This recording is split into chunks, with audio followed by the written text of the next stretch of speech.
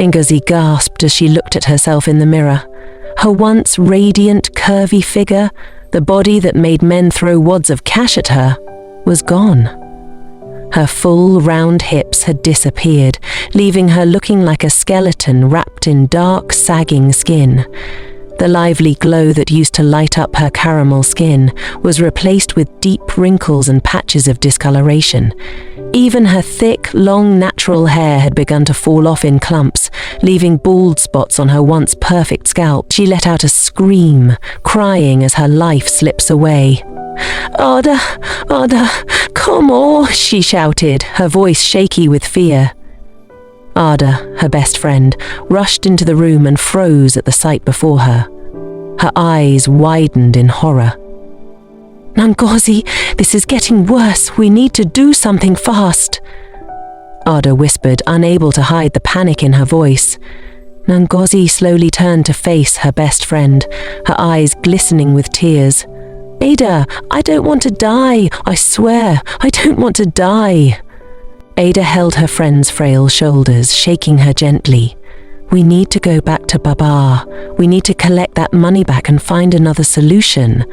Ngozi, you don't have time." Ngozi nodded weakly, struggling to stand.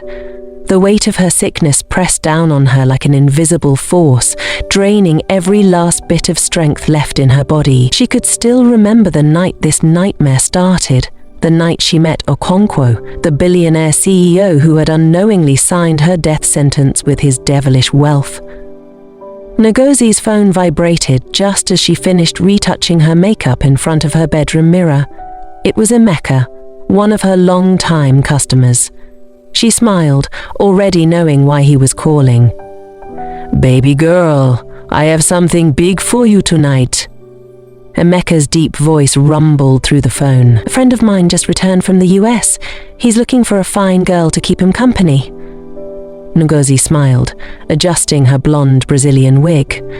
"How much are we talking about?" "Name your price." Ngozi laughed lightly. She knew what that meant. When a man said name your price, it meant money was not a problem. She rolled her eyes. "You know I don't do anything below 5 million naira for a new client." Emeka chuckled. "Ngozi, this one is special. You'll be paid in dollars." Her heart skipped a beat. "How much dollars?" she asked, her interest now fully captured. "Let's just say, enough to change your life." Ngozi's excitement grew. If Emeka was hyping this man like this, then he must be a top shot. "Send me the location," she said quickly. "Check your WhatsApp in 5 minutes." The call ended. Ngozi picked up her purse, sprayed herself with her most expensive perfume, and did a final check in the mirror. She looked perfect, as always. Her dress, a tight-fitting red gown with a deep slit, hugged her curves in all the right places. Her diamond earrings sparkled under the bedroom light. "This one must be a big fish," she whispered to herself, as she grabbed her phone and left. The moment Ngozi entered the luxurious hotel suite, her breath caught in her throat. Sitting on the couch, sipping a glass of whiskey, was none other than Chief Okonkwo, the billionaire CEO of Okonkwo Companies. Her heart pounded against her chest. She had seen his face on TV countless times. He was one of the wealthiest men in Nigeria, a business mogul whose name alone sent shivers down people's spines. And tonight, he was hers. Okonkwo lifted his head and smiled at her. "So, you are Ngozi?" His voice was deep and commanding. Ngozi forced herself to remain calm, even though her excitement was threatening to explode. She swayed towards him, making sure her hips moved seductively. "Yes, sir," she replied sweetly, sitting beside him. Okonkwo studied her for a moment before nodding approvingly. "You are even more beautiful than I imagined." Ngozi smiled. "Thank you, sir." The evening went smoothly. They drank wine, ate the most expensive seafood, and laughed like they had known each other forever. Ngozi made sure to keep him entertained, running her fingers along his arm, whispering sweet things into his ears. By midnight, they were in bed together. Ngozi knew she had done a good job when, before she left in the morning, Okonkwo handed her a bundle of cash. $100,000, he said casually. Ngozi gasped. She had never held so much money at once. When next are you free? Okonkwo asked, lighting a cigar. Ngozi forced herself to act normal. She didn't want to look too desperate, even though she was screaming with joy inside. I'll check my schedule and let you know, she said smoothly. She turned towards the bathroom to pick up her underwear, but when she got there, her panties were gone. She frowned, looking around. Where is it? She murmured to herself. She was sure she had placed it there before taking a shower. She searched the bathroom, checked behind the toilet, even under the sink, but her underwear had disappeared. Her heart pounded. Could it have fallen into the toilet by mistake? She hesitated for a moment, but then shook her head. What would a billionaire like Okonkwo want with her panties? Dismissing the thought, she returned to the room, picked up her money and left. Ngozi sat in front of her vanity mirror, admiring herself as she ran a comb through her long, bone-straight wig. The soft glow from the LED mirror lights reflected her flawless caramel skin, full lips and sharp, well-defined cheekbones. She smiled. This was the face that made men lose their senses. Her phone vibrated on the table. She picked it up. It was Ada. Ngozi! Ada's excited voice rang through the phone. My darling Ada, what's up? I was just checking in. Oh, how was last night? Hope he paid well? Ngozi smirked, twirling a strand of her wig. Paid well? Babe, that man changed my life in one night. Guess how much? Ada gasped. $50,000? Ngozi let out a small laugh. Add another 50. What? $100,000? Ngozi screamed, so loud that Ngozi had to pull the phone away from her ear. Anna, I'm holding it in my hands as we speak, Ngozi said, staring at the bundles of cash on her bed. It still didn't feel real. She had made millions in just one night. Ah, Ngozi, God has finally smiled on you, oh. See, this money will change everything. You can even start your own business now, Ngozi scoffed. Business? Ada, with a man like Okonkwo, do I need a business? This is just the beginning. He asked me when next we would see again. Imagine how much I'll get next time. Ada was silent for a moment. Then she cleared her throat. Ngozi, about the missing underwear. Ngozi rolled her eyes. Please forget that one. Do I look like someone that can be used? But babe, you've heard stories. What if... Ella, stop. If Okonkwo was into such things, wouldn't he have done it to one of the numerous women he has been with? Please. I'm too blessed to be stressed. And with this money, I can finally start living my best life. Ada sighed. Okay, just be careful. Ngozi laughed. Careful? My dear, I'm careful enough to know that I just hit the jackpot. She ended the call, shaking her head. Ada worried too much. There was no way a billionaire businessman like Okonkwo would be involved in such things. 1 week later, Okonkwo called again. Ngozi didn't hesitate. If he gave her $100,000 the first time, how much would he give her now? Ngozi sat at the rooftop restaurant of the 5-star hotel, sipping a glass of expensive wine. The Lagos skyline stretched before her, the city lights twinkling like tiny diamonds. She felt like a queen. Then she heard footsteps. She turned, and there he was, Okonkwo, dressed in a crisp designer suit, his deep brown eyes locked onto hers with that same commanding presence. He walked up to her and kissed her hand. Ngozi, you're even more beautiful than I remember. Ngozi smiled seductively. And you, Mr. Okonkwo, is still as charming as ever. They spent the evening laughing, drinking, and discussing business deals she barely understood. But she didn't need to understand. All she needed was for him to keep smiling at her the way he was. Hours later, they were in his suite again. Ngozi had no complaints. The night was just as enjoyable as the first, maybe even more. And in the morning, when Okonkwo reached into his wallet and handed her another thick envelope, she almost lost her breath. "Count it later," he said with a smile. Ngozi nodded, smiling. She didn't need to count it. She already knew it would be more than the last time. But just as she turned to enter the bathroom, a strange thought crossed her mind. She quickly checked the spot where she had dropped her underwear the night before. It was empty. Ngozi froze. No, it couldn't be. She searched under the sink, behind the shower curtain, even in the laundry basket. Nothing. A cold shiver ran down her mind. She turned back to look at Okonkwo. He was lying in bed, already half asleep. Ngozi swallowed hard. Maybe it was nothing. Maybe she had misplaced it. Maybe. She grabbed her bag, she hurried out of the room, her heart pounding. When she reached home and counted the money, this time he paid her $200,000. She was overjoyed. But then, the realization that her underwear was missing again weighed her down. This time, she didn't brush it off. She concluded something was wrong. Ada was the first person she told her about the missing underwears again. Her best friend's face turned pale. "Ngozi, we need to see a native doctor."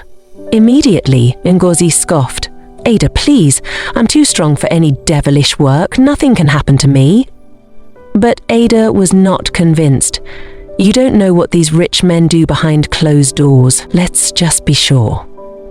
Ngozi hesitated, but finally agreed. 2 days later, they visited a native doctor to unravel the cause of her missing underwears. They sat in a dimly lit shrine, listening to an old native doctor as he spoke in a deep voice. The old man sat before them, his wrinkled face expressionless as he stared into a bowl of dark water. His fingers traced strange patterns over the liquid as he muttered words in a language neither of them understood. Ngozi's hands trembled as she held onto Ada. Then suddenly the old man's eyes snapped up to meet hers. "You have been used." Ngozi became afraid. "Using me for what?" "He belongs to a powerful cult," the Baba continued. "Every year he must sacrifice young, beautiful women to renew his wealth. He takes something from them, something personal." Ngozi's mind flashed back to her missing underwears. Her stomach twisted in fear. The Baba's voice dropped to a whisper. "Every girl he has used dies from a sickness no hospital can explain." Ngozi and Ada looked at each other with fear on their faces. The old man leaned forward. "Your body was a sacrifice. Okonkwo has taken your essence to renew his wealth. His wealth must continue to grow, and for that you must suffer." Ngozi's heart pounded. "Suffer? How?" The old man pointed at her chest. "Your body will become lean, your beauty will fade, and soon your life will follow." Ngozi let out a gasp, gripping Ada's arm. No, that's not possible. Baba, please, there has to be a way." The old man nodded. "There is only one solution. Bring all the money he gave you, every last dollar. Return it to the spirits, and they will spare you." Ngozi's hands grew cold. All the money? She had $300,000 in cash, money that could change her life forever and that of her family for life. Ada didn't hesitate. "We'll bring it, Baba. Just save my friend." But as they left the shrine, Ngozi's mind raced. $300,000. Could she really give it all up? Her hands clenched into fists as a new thought crept into her mind. On a second thought, she concluded she had no choice because time was running out.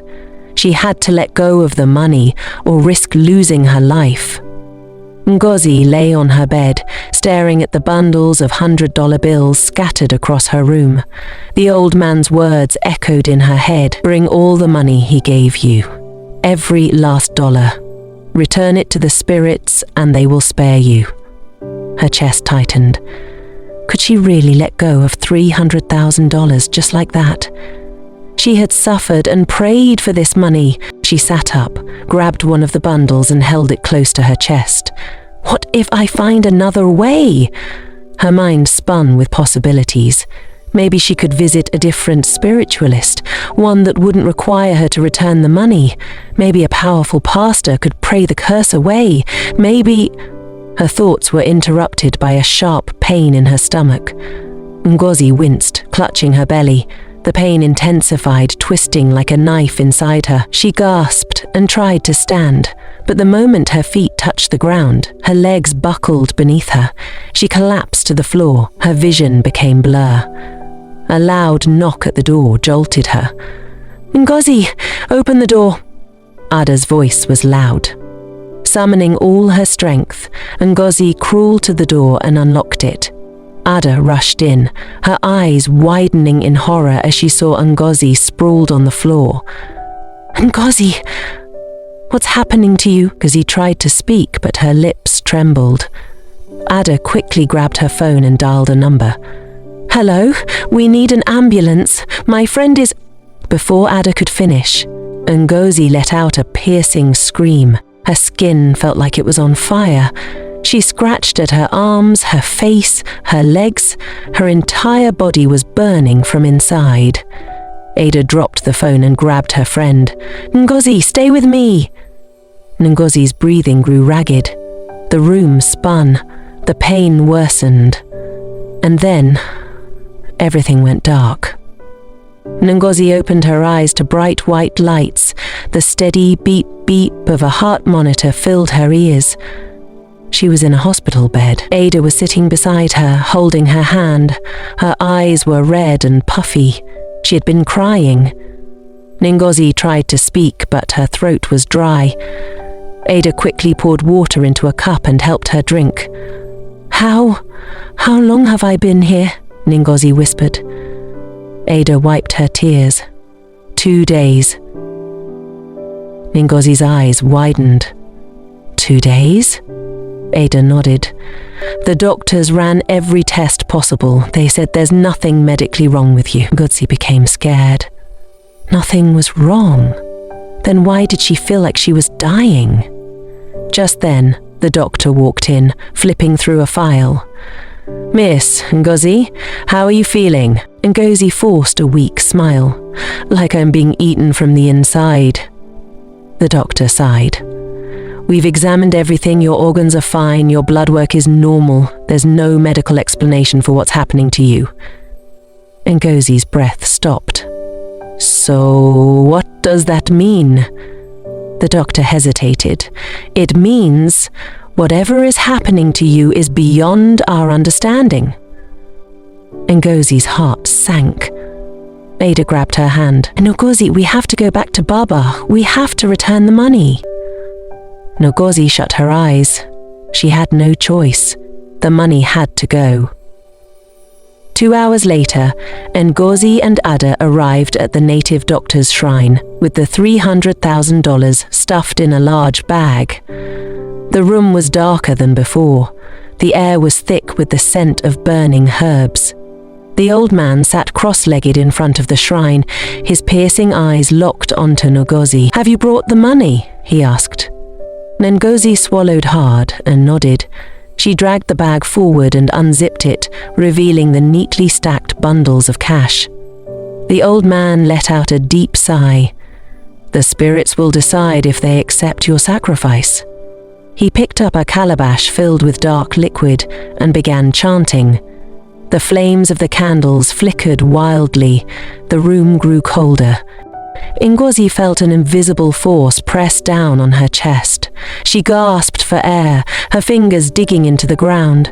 The old man sprinkled some powder over the money, muttering incantations. Then he looked up. "It is done," he said. Ngozi exhaled in relief.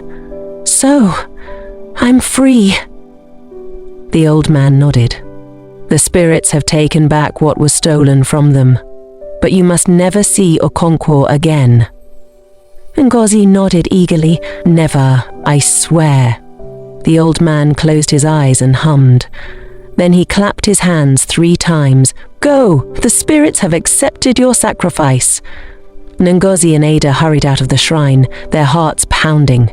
For the first time in weeks, Ngozi felt a weight lift off her shoulders. She was free, or so she thought. A week passed, and at first Ngozi thought she was getting better. She felt lighter. The burning sensation in her body had faded. But then, something strange started happening. She began losing weight. At first, it was subtle. Her jeans felt a little looser, her cheeks weren't as full. Then it became drastic. Her once curvy figure, the body that made men go crazy, was disappearing. Her hips shrank, her chest flattened, her backside that was once the envy of women became non-existent. Within 2 weeks she looked like a shadow of herself. People who knew her gasped in shock. "Ngozi, what happened to you? Are you sick? Did you catch a disease?" Even Ada was horrified. "Babe, we need to go back to Baba," Ada cried. But when they returned to the shrine, they found it has been abandoned. The native doctor was gone. A neighbor told them he had relocated to his village after suddenly becoming rich. Ngozi's blood ran cold. She had been scammed. The money was gone. The native doctor was gone. And she was wasting away. Ngozi fell to her knees in the dirt, clutching her head. "No, no, no, no, no," she sobbed. Ada held her, tears streaming down her face. "We'll find another way, Ngozi. We will." But deep down, Ngozi knew there was no way out. Ngozi stared at her reflection in the mirror. The woman staring back was unrecognizable. Her once radiant brown skin looked pale and lifeless. Her high cheekbones were now sharp, almost skeletal.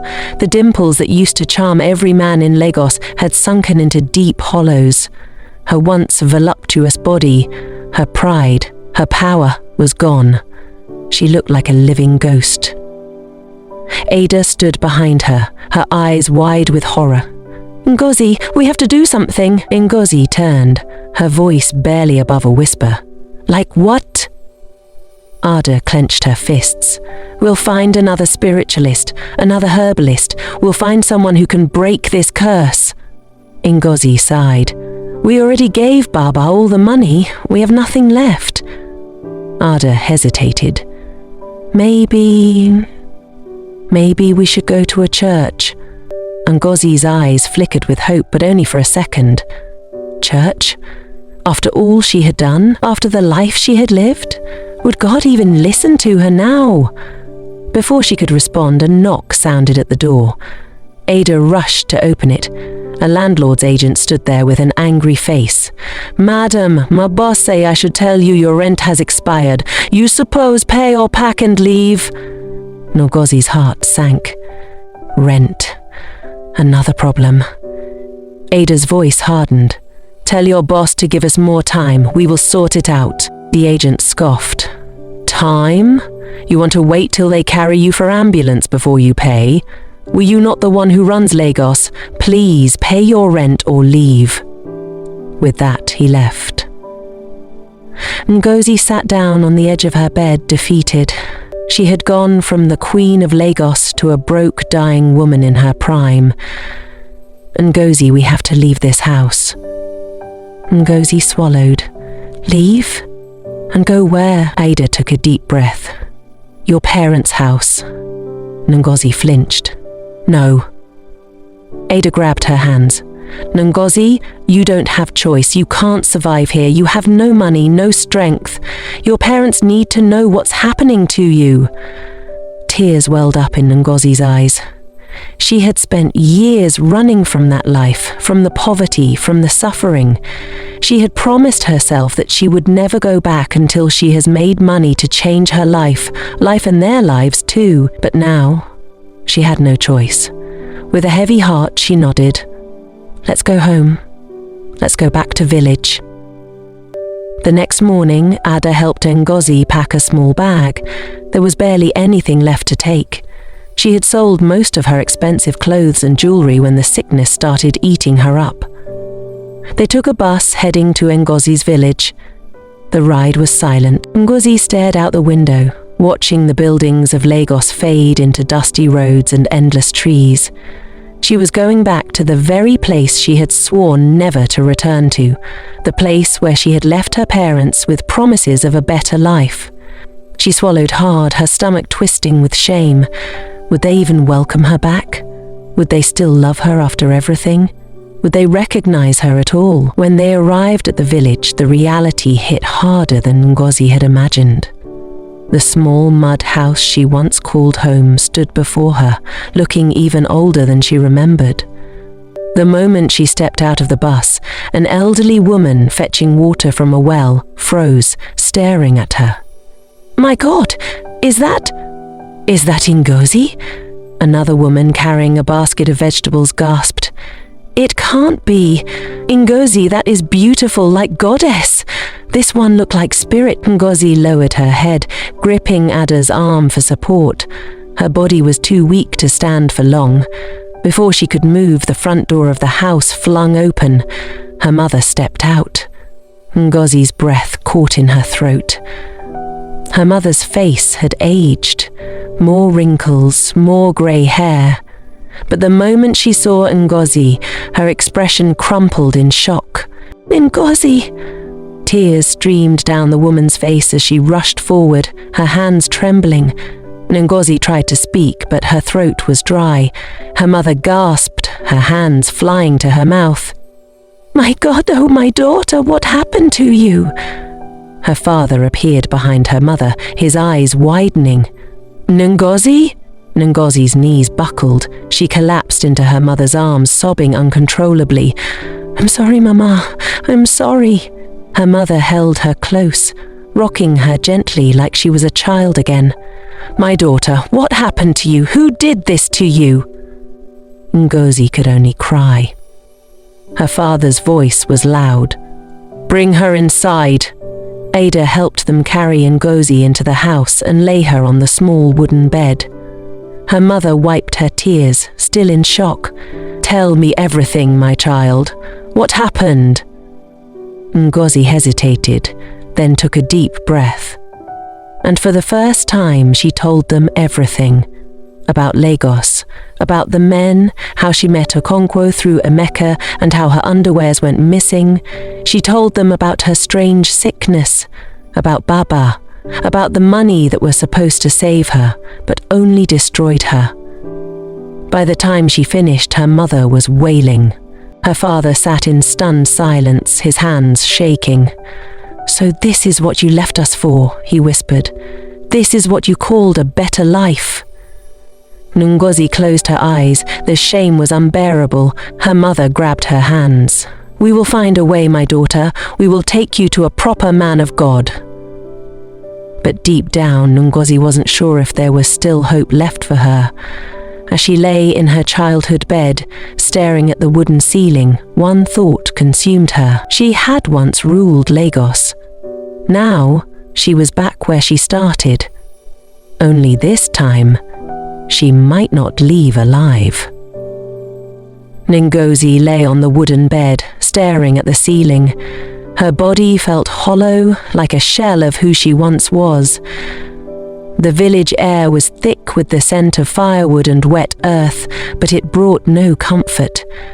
Her mother knelt beside her, rubbing her frail hands. "Ngozi, we will take you to the pastor tomorrow morning. You will be healed in the name of God." Ada sat in the corner, her face pale with worry. She had watched her best friend transform from the most admired woman in Lagos to a shadow of herself. "Just hold on, Ngozi," Ada whispered. "You'll be fine." But Ngozi wasn't sure anymore. She had given Baba all the money. She had followed all the instructions. Yet, the sickness only worsened. Maybe it was already too late. The next morning, they carried Ngozi to a small church in the village. The pastor was an elderly man with piercing eyes. The moment he saw Ngozi, he frowned. This sickness is not ordinary. Her mother clutched her chest. "Man of God, please help my daughter." The pastor sighed. "I will try." He led them inside the church, where wooden pews lined the room and a large cross hung on the wall. He anointed Ngozi's head with oil, praying in loud, commanding tones.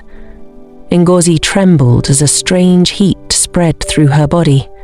For a moment, it felt like something heavy was being lifted. Then, nothing. The weight returned. The pastor stepped back, his face grim. "She was given in a ritual. The evil is too deep. Only the one who did this can reverse it." Ada's eyes widened. "You mean Okonkwo?" The pastor nodded. "He must willingly undo what he has done. Otherwise her fate is sealed." Her mother fell to the ground, wailing, "No, my daughter cannot die." But deep inside, Ngozi already knew. She could feel it. That night, Ngozi could barely move. Her body was shutting down. Her mother sat beside her, crying softly. Ada held her hand. Her grip was firm but trembling. Ngozi turned her head slightly. Her breath became shallow. "Ada?" Ada wiped her tears. "Yes, Ngozi?" A weak smile crossed Ngozi's lips. "Don't let them forget me." Ada sobbed. "Stop talking like this, you're not going anywhere." Ngozi's eyes drifted to her mother. "Mama, I'm sorry." Her mother pressed her palm against Ngozi's cheek, nodding through her tears. "My daughter, God will forgive you." Ngozi exhaled slowly. And then, the light in her eyes faded. The Queen of Lagos was gone. The crying of mourning filled the small house. Ada and her parents called Ngozi to come back, begging her they will continue to fight for her and seek for cure. But Ngozi could not hold on. She was gone. The next day, news spread through the village like wildfire. Ngozi, the Lagos queen, was dead. Ngozi was buried amidst tears. Ada sat beside her grave, staring at the fresh mound of earth. She couldn't accept it. She wouldn't accept it. Okonkwo had done this. Baba had stolen from her. Somebody had to pay. With a new fire in her heart, Ada wiped her tears. She would find Okonkwo. She would find Baba. Even if it was the last thing she ever did for Ngozi, her best friend deserves justice. Weeks later, with the help of a civil society group, Emeka was arrested. The police traced Okonkwo's whereabouts, and after a high-profile manhunt, he was finally caught trying to escape to another country. The trial was swift. With the overwhelming evidence and testimonies from multiple victims' families, Okonkwo was sentenced to life imprisonment. Emeka, his accomplice, received 5 years in prison. But there was one more person left. Baba. The man who took all of Ngozi's money and vanished. Ada spent months searching for him. One day she finally met a young man who led her to Baba's new home. A massive mansion in his village, complete with luxury cars and servants. But when she arrived, she received shocking news. Baba was dead. He had built 3 mansions, bought 5 cars, and thrown a massive feast for the village. He had handed out $200 bills to everyone that attended the feast, like they were ground nuts. And 2 months later, he was gone. Baba died before Ada could meet him and retrieve the $300,000 he scammed her friend in the name of healing her and ran away. Just like that. Ada stood there, staring at the mansions built with Ngozi's blood money. It was over. There was no justice left to be served. She walked away, tears streaming down her face, whispering a prayer for her best friend to rest in peace. Ngozi was gone, but she would never be forgotten. If you like this story, comment, like, share, and subscribe to our channel for more interesting stories. I will like to read your views about this story.